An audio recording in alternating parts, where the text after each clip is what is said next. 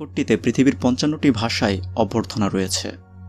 Oiknis poteste chairete, eirenikos prosphilus elelithamen philoi. Здравствуйте, приветствую вас. تحياتنا للأصدقاء في النجوم يا ليت يجمعنا الزمان. नमस्कार, विश्व शांति होक। अस्सलाम वालेकुम। हम ज़मीन के रहने वालों की तरफ से आपको खुश आमदीद कहते हैं। धरती के वासियों की ओर से नमस्कार। Hello from the children of planet Earth. তাছাড়া এতে রয়েছে বৃষ্টির শব্দ,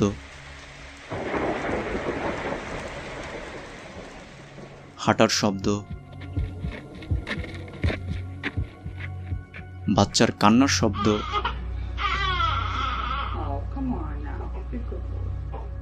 এছাড়াও পৃথিবীতে সৃষ্ট বিভিন্ন শব্দ, সেই সাথে রয়েছে মিউজিক।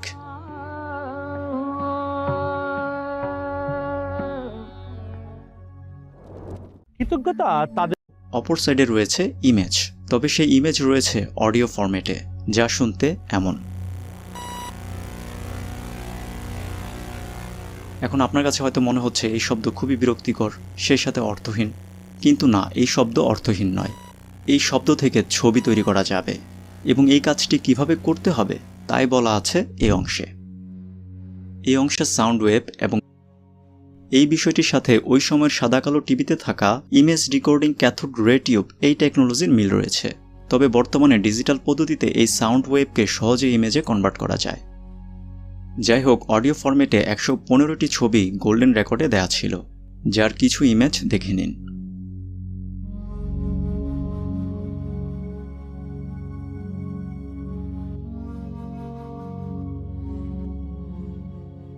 তাছাড়াও গোল্ডেন ডিস্কের কাভারে থাকা এই চিত্র ১, ২, ৩ কিংবা যে কোনো সংখ্যার মাধ্যমে যেই ধারণা বা কনসেপ্ট প্রকাশ করা হয় সেই ধারণা সকল স্থানেই থাকবে, তবে তা হয়তো অন্যভাবে বা অন্য কোনো ফর্মে প্রকাশ করা হতে পারে, এবং এই জন্যই গোল্ডেন রেকর্ডে ম্যাথমেটিক্যাল ল্যাঙ্গুয়েজ ব্যবহার করা হয়েছে।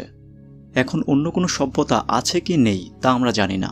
এখন আমাদের তৈরি করা কোনো একটি বস্তু যেহেতু অনেক দূরে যেতে পারবে, তবে কেন আমরা একটি মেসেজ পাঠানোর সুযোগ হাতছাড়া করব?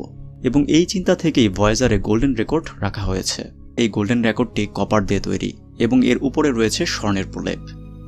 অন্যদিকে উপরে যে কাভারটি রয়েছে এটি অ্যালুমিনিয়াম দিয়ে তৈরি এবং এর উপরে রয়েছে আলট্রা পিওর ইউরেনিয়াম 238 এর প্রলেপ।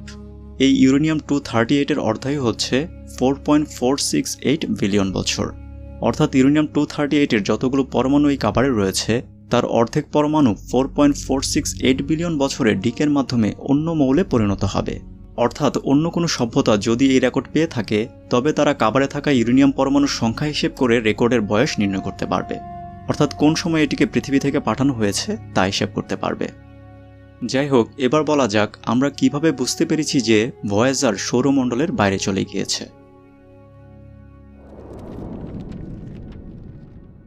মণ্ডলের বাইরে চলে গিয়েছে এটা মূলত আমরা জানতে পেরেছি ২০১৮ সালে ভয়েজার 2 এর মাধ্যমে। ২০১৮ সালের ৫ই নভেম্বর ভয়েজার 2 সোলার উইন্ড পার্টিকেলের আকস্মিক ড্রপ ডিটেক্ট করে, একই সাথে গ্যালাকটিক কসমিক রের আকস্মিক ইনক্রিজ ডিটেক্ট করে। এই বিষয়টি জানা যায় ভয়েজার 2 এ থাকা প্লাজমা সায়েন্স সাবসিস্টেমের মাধ্যমে। যদিও ভয়েজার 1 এ এই ইনস্ট্রুমেন্টটি ছিল, কিন্তু সেটি ১৯৮০ সালে অকেজো হয়ে যায়। আমাদের সূর্য প্রতিনিয়ত চার্জ পার্টিকেল নিক্ষেপ করে, যাকে আমরা বলি সোলার উইন্ড। এই সোলার উইন্ডের ফলে সৌরমণ্ডলের চারপাশে একটি প্রোটেক্টর লেয়ার তৈরি হয়, যাকে বলে হিলোস্ফিয়ার, এবং এই বাবলকেই সৌরমণ্ডল হিসেবে বিবেচনা করা হয়। এই বাবলের বাইরে যে উইন্ড দেখা যাচ্ছে এগুলো হচ্ছে গ্যালাকটিক কসমিক রে, অর্থাৎ সুপারনোভা বিস্ফোরণ বা অন্যান্য কারণে তৈরি হওয়া কসমিক রে সৌরমণ্ডলের দিকে ছুটে আসা।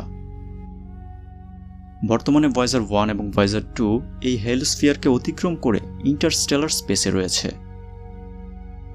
এখন ভয়েজারের সাথে আর কতদিন আমাদের যোগাযোগ থাকবে এটা নির্ভর করছে ভয়েজারের প্লুটোনিয়াম থেকে তৈরি হওয়া ইলেকট্রিসিটি বা পাওয়ারের উপর।